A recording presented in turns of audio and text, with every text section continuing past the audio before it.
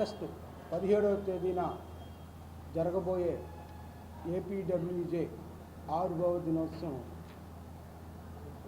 ప్రధానంగా మన యొక్క ఏపీడబ్ల్యూజేకి సంబంధించిన కార్యక్రమము. ఈ కార్యక్రమం రాష్ట్ర వ్యాప్తంగా జరుగుతుంది.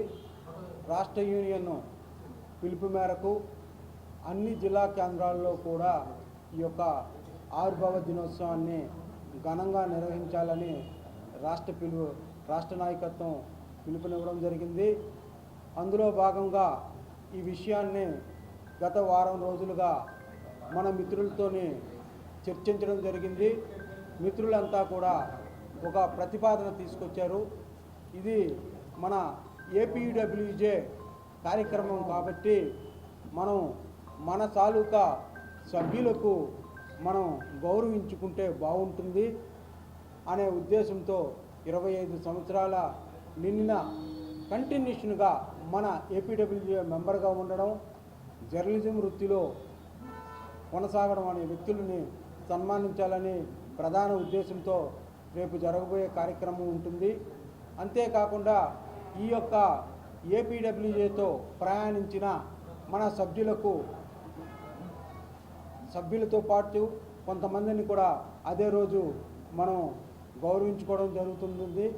కాబట్టి అంతే మన జిల్లాలో జర్నలిస్టులు ఉన్న ఎడిటర్స్ కూడా మనం ఆ రోజు మనం గౌరవించుకోవాలి. ఎందుకంటే ఈరోజు ఎన్ని కష్ట నష్టాలు వచ్చినప్పటికీ అనేక యూనియన్లు ఉన్నప్పటికీ కూడా గత 20 సంవత్సరాలు బట్టి కూడా మన తాలూకా సభ్యులు మన వెన్నుంటుండి ఏపీడబ్ల్యూజేకి కీలక పాత్రలోని మీ పాత్ర ఎంతైనా ఉన్నదని మరోసారి చెప్పక తప్పదు. కాబట్టి జిల్లాలో ఉన్న జర్నలిస్టులు 17వ తేదీన ఒక లిస్టు తయారు చేయడం జరుగుతుంది.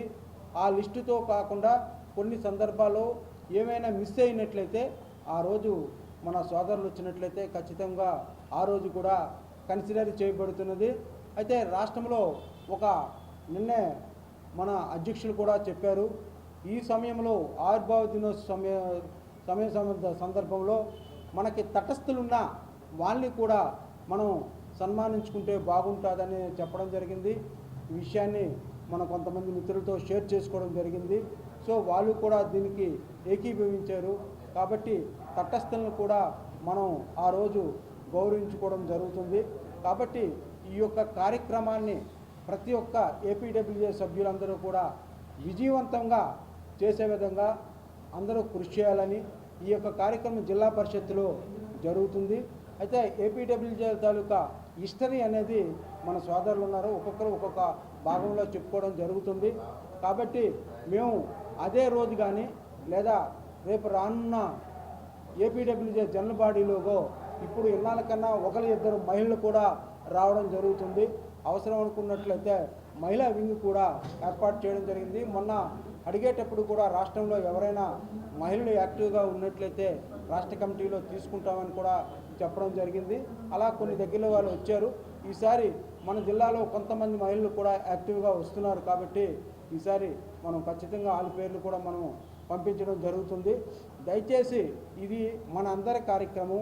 ఏ ఒక్కరికో కమ్యూనికేషన్ రావచ్చు, రాకపోవచ్చు, కానీ సభ్యులంతా ఏకతాటిపై నిలబడి ఏపీడబ్ల్యూజే తాలూకా గౌరవాన్ని మరింత పటిష్టవంతంగా చేకూరుస్తారనేసి నేను విజయనగరం జిల్లా ఏపీడబ్ల్యూజే శాఖ తరఫున మీ అందరినీ సభ్యులందరినీ మీ ద్వారా కోరుచున్నాను. ఏపీడబ్ల్యూజేకి ప్రధానంగా ఈ రాష్ట్ర ప్రభుత్వం కానీ తెలంగాణ రాష్ట్ర ప్రభుత్వం కానీ ఏపీడబ్ల్యూజేని గుర్తించి అక్కడ ప్రెస్ అకాడమీని శ్రీనివాసరెడ్డికి ఇచ్చారు.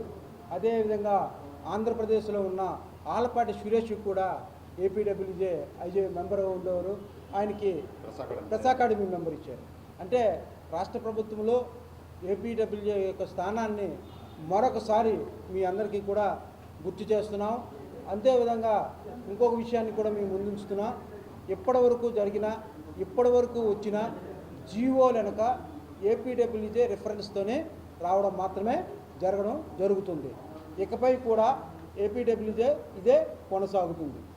ఈ మధ్యకాలంలో జిల్లాలో జరుగుతున్న పరిణామాల దృష్ట్యా రేపు ఆవిర్భావ దినోత్సవం రోజు ఒక వెల్ఫేర్ కమిటీ ఏర్పాటు చేసి ఎవరికైనా జర్నలిస్టులకు ఆపద ఉన్నట్లయితే అది ఏ విధంగా ఆదుకోవాలి, మనం ఎంత సహాయం చేయగలుగుతాం, ప్రభుత్వం ద్వారా ఎంత సహాయం చేయగలుగుతాము, అదేవిధంగా జిల్లా యంత్రాంగం ద్వారా ఏ విధంగా సహాయం చేద్దాం అనే ఉద్దేశంతో ఒక రోజు ఆవిర్భావ దినోత్సవం కోసం మన ఏపీడబ్ల్యూజేలో ఉన్న జర్నలిస్టుల కోసం ఒక కమిటీ వేసే ఆలోచనలో ఉన్నాము.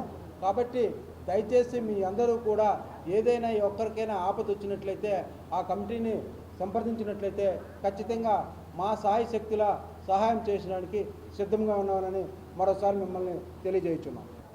అదే 17వ తేదీన జరగబోయే కార్యక్రమం గురించి రాష్ట్ర కార్యదర్శి గారు వివరించారు. వాస్తవంగా APUWJ Andhra Pradesh union of working journalist, ఈ యూనియన్ పుట్టడానికి కారణం మన ప్రాంతీయుడే. అప్పుడు మనందరం శ్రీకాకుళం జిల్లాలో ఉండేవాళ్ళం. ఆ టైంలో శ్రీ మానికొండ చలపతిరావు గారు జర్నలిస్టులకు ఒక సంఘం ఉండాలి, ఈ సంఘం ద్వారా మన సమస్యలు పరిష్కరించుకోవాలన్న ఉద్దేశంతో 1957 ఆగస్టు 17వ తేదీన హైదరాబాద్ ఇందిరా పార్కులో కేవలం 17 మంది జర్నలిస్టులతో యూనియన్ స్థాపించారు. అలా యూనియన్ రోజు రోజుకి అభివృద్ధి చెందడం, జర్నలిస్టుల సమస్యల పరిష్కారంలో ఏపీడబ్ల్యూ ముందుండడం, దీంతో ఒకే యూనియన్ ఉండేది అనేక కార్యక్రమాలు రూపొందించింది. రాష్ట్ర విభజన సమయానికి అంటే 2014 వరకు రాష్ట్ర వ్యాప్తంగా 22,000 మంది జర్నలిస్టులు ఉంటే ఏపీడబ్ల్యూజీలోనే మెంబర్షిప్ 17,000 మంది ఉండేవారు. రాష్ట్రం విడిపోయిన తర్వాత ఇప్పుడు మన సభ్యత్వం రాష్ట్రంలో 10,000 సభ్యత్వం ఉంది. మన యూనియన్లో పనిచేసి అనేక పదవులు ఆశించి వాళ్ళ స్వలాభం కోసం చాలామంది ఇచ్చేసి బయటికి వెళ్ళి ఎన్నో యూనియన్లు పెట్టుకున్నారు. కానీ కేవలం అవి లెటర్ హెడ్ యూనియన్లు కానీ మిగిలిపోయాయి తప్ప వాళ్ళు ఎటువంటి కార్యక్రమాలు చేపట్టడం లేదు. రాష్ట్రంలో ఏపీడబ్ల్యూజే జాతీయ స్థాయిలో మంది ఐజేయు, మన ఈ 2 యూనియన్లు కూడా రాష్ట్ర ప్రభుత్వం నుంచే గుర్తింపు పొందిన యూనియన్లు. 2019 ఎన్నికల వరకు కూడా అనేక కమిటీల్లో రాష్ట్ర ప్రభుత్వం మనకే ప్రయారిటీ ఇచ్చేది.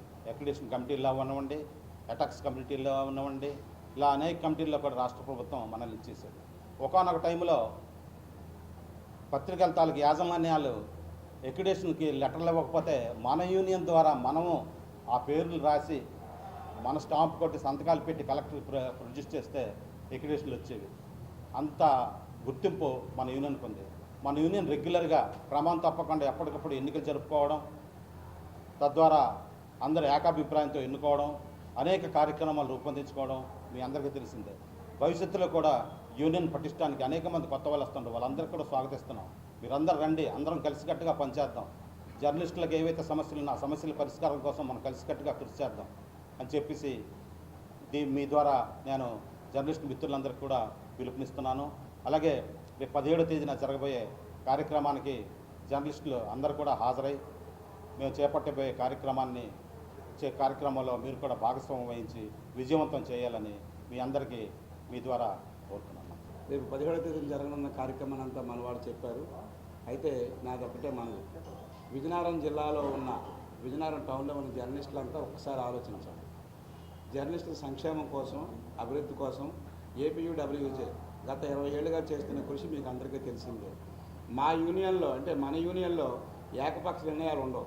అందరితో చర్చించిన తర్వాత ఏ నిర్ణయం తీసుకోవడం జరుగుతుంది.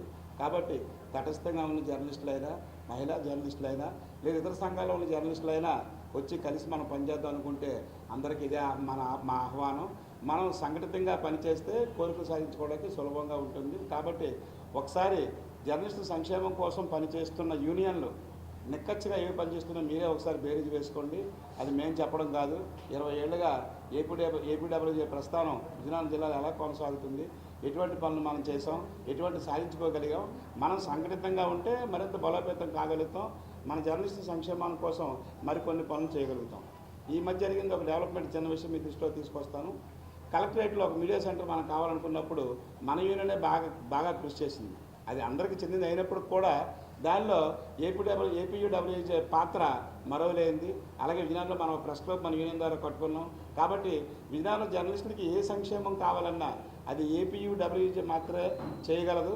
ఈ విషయాన్ని తటస్థంగా ఉన్న మిత్రులు కానీ, మనతో కలిసి ప్రయాణం చేస్తున్న మిత్రులు కానీ ఎవరైనా ఉంటే దయచేసి ముందుకొచ్చి రేపు 17వ తేదీ నాడు సమావేశంలో పాల్గొని అవసరమైన పక్షంలో సభ్యత్వం కూడా తీసుకొస్తుందా కోరుచున్నాం. నెల 17వ తేదీన జిల్లా పరిషత్ మీటింగ్ హాల్లో ఏపీయూడబ్ల్యూజే ఆవిర్భావ దినోత్సవాన్ని యూనియన్ తరపున పెద్ద ఎత్తున చేస్తున్నాం. సీనియర్ జర్నలిస్టులు 25 ఏళ్ళు పైబడిన సీనియర్ జర్నలిస్టులందరినీ గౌరవార్థం వాళ్ళని గౌరవించుకుంటున్నాం యూనియన్ నుంచి. అలాగే చిన్న పత్రికలు, ఏదైనా పత్రిక, చిన్న మధ్య తరహా పత్రికలు కానీ పెద్ద పెద్ద పత్రికల్లో ఉన్న స్టాఫ్ రిపోర్టర్లు మా యూనియన్లో ఏపీయూడబ్ల్యూజే యూనియన్లో ఉన్న నాయకులు వాళ్ళని ఖచ్చితంగా గౌరవించుకోవాలనే ఆలోచనతో ఈ కార్యక్రమాన్ని శ్రీకారం చుట్టాం. దీనికి జిల్లా కలెక్టర్ గారు, ఎస్పీ గారు ప్రత్యేక ఆహ్వానితులుగా వస్తున్నారు. కాబట్టి ఈ కార్యక్రమాన్ని విజయవంతం చేయవలసిందిగా మీ అందరినీ మిత్రులు కోరుతున్నాం. దీన్ని విస్తృతంగా ప్రచారాన్ని చేసి ఈ కార్యక్రమాన్ని, అలాగే ఖలీల్ బాబా గారు కూడా ఈ కార్యక్రమానికి హాజరవుతున్నారు.